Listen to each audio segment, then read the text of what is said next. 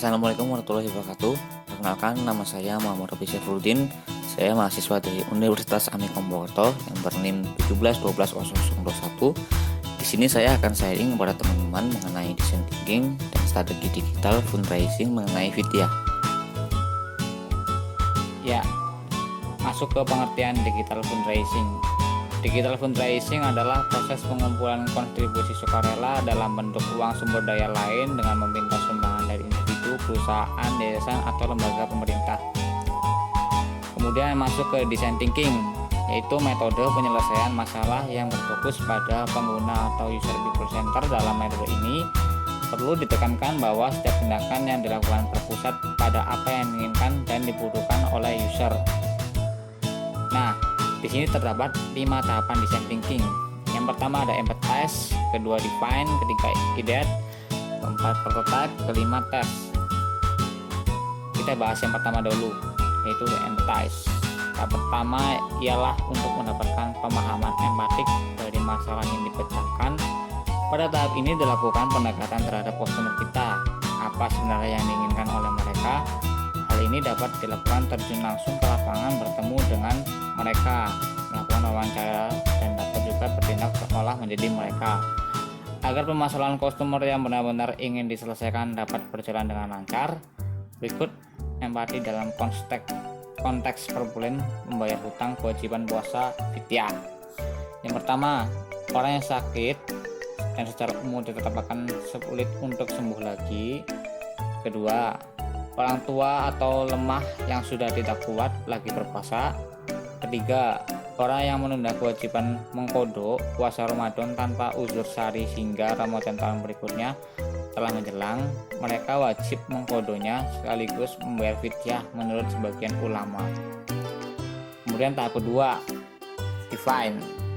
Informasi yang telah dikumpulkan selama tahap empathize dianalisis dan disintesis untuk menentukan masalah inti yang akan diidentifikasi. Tahap define ini akan sangat membantu untuk menyelesaikan masalah customer karena telah dilakukan penetapan masalah. Berikut contoh problem Vidya. Pertama, terdapat seseorang yang belum mengerti tentang fidyah dan siapa saja yang harus membayar. Akibatnya, seseorang yang membayar fidyah, mereka menjadi tidak membayar fidyah. Yang kedua, terdapat seseorang yang bingung dengan beberapa atau bagaimana takaran membayar fidyah. Akibatnya, seseorang dapat membayar fidyah kurang dari harus yang dibayarkan. Kemudian yang ketiga, ideate atau biasa dipanggil ide. Maksudnya nama alias. Tahap ini merupakan tahap untuk menghasilkan ide. Semua ide-ide akan bertampung guna penyelesaian masalah yang telah ditetapkan.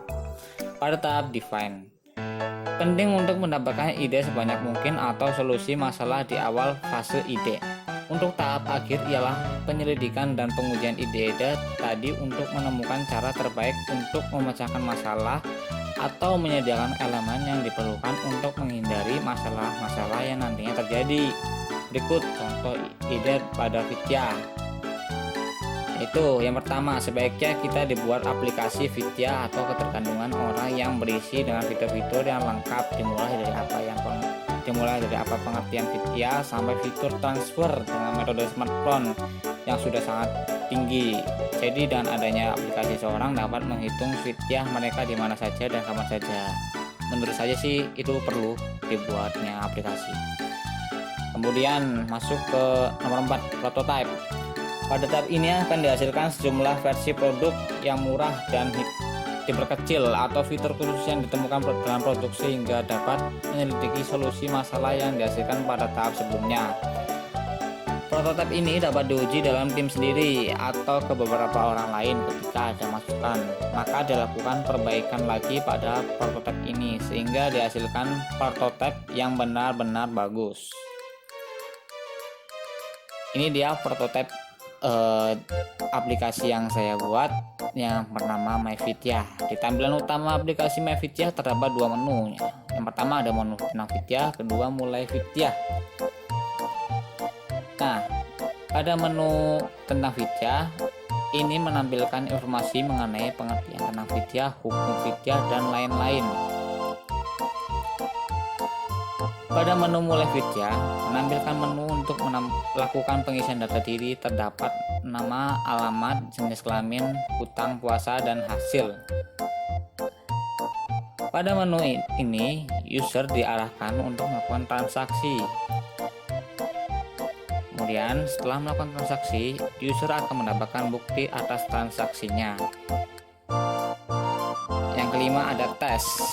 Dilakukannya pengujian dan evaluasi terhadap produk kepada masyarakat, dan hasilnya akan dilakukan perubahan dan penyempurnaan untuk menyingkirkan solusi masalah dan mendapatkan pemahaman yang mendalam tentang produk dan penggunaannya.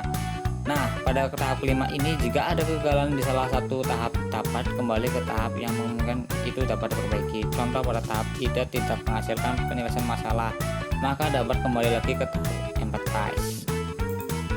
Oke teman-teman, sekarang kita masuk ke tahap testing. Tahap testing adalah tahap percobaan. Nah, di sini saya sudah membuat sebuah aplikasi. Yang pertama, aplikasi MyVidya. Di aplikasi saya ini ada dua menu, itu menu tentang Vidya dan menu Mulai Vidya. Di menu tentang Vidya berisikan tentang pengertian Vidya, hukum Vidya, dan masih banyak lagi. Nah, di menu Mulai Vidya ini ada menu hitung zakat. Nah, di menu hitung zakat ada nama, alamat, jenis kelamin, hutang puasa. Ini saya kan sudah diisi semua ini. Kita langsung aja teman-teman, kita klik hitung. Nah, ketika hasilnya sudah keluar ini, kita langsung aja masuk ke tombol transfer. Ketika sudah masuk ke menu transfer, di situ ada pilihan pembayaran teman-teman. Teman-teman bisa bayar lewat Alfamart, Indomart, Gojek, ataupun bank. Nah, saya kan di sini sudah milih OPay ini teman-teman. Kita langsung aja klik OK. Nah, ketika tampilannya sudah berubah seperti ini teman-teman, maka pembayarannya otomatis sudah berhasil teman-teman. Oke teman-teman, sekian dari saya. Semoga apa yang saya sharing kepada teman-teman itu bisa bermanfaat. Dan jangan lupa subscribe, like, dan komen video ini teman-teman. See you.